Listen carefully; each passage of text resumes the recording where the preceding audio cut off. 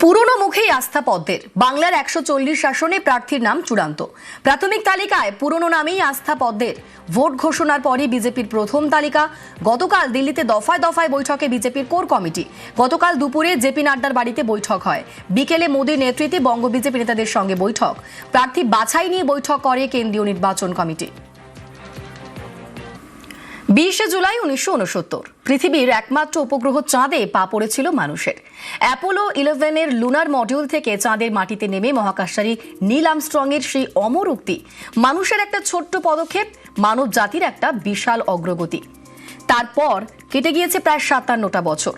নাসার Artemis mission ফের স্বপ্ন দেখছে সেই অগ্রগতিকে আরও এগিয়ে নিয়ে যাওয়ার জন্য।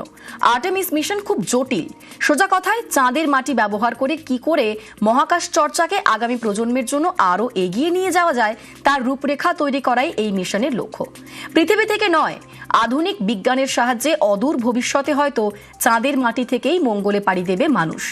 চাঁদের দুর্বল মাধ্যাকর্ষণ, মঙ্গল থেকে চাঁদের দূরত্ব, এসবই নিয়ে চলছে হিসেব নিকেশ।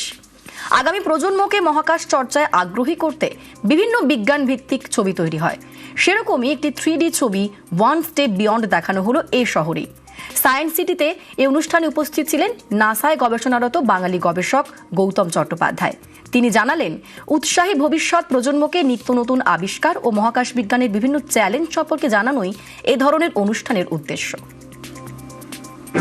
এটা খুবই জরুরি, তার কারণ হচ্ছে যে আমরা যে সায়েন্টিফিক্যালি যখন আমরা কিছু জানতে চাই, if we have a 3D structure, মানে 2D বদলে 3D যদি আমরা দেখি, তাহলে আমাদের ভিজুয়ালাইজেশন এবং আন্ডারস্ট্যান্ডিং অনেক ভালো হয়।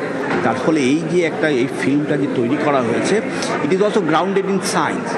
যে ঠিক আছে, হ্যাঁ, আমরা বলছি যে ভবিষ্যতে মার্সে গেলে কি ঘটছে আর কি ঘটতে পারে, এই দুটো মিলিয়ে, কিন্তু everything is more or less grounded in reality. আমরা যদি মার্সে যেতে চাই, যদি হিউম্যান বিংকে পাঠাতে চাই, তাহলে মুন থেকে যদি লঞ্চ করা হয় তাহলে অনেক সহজ।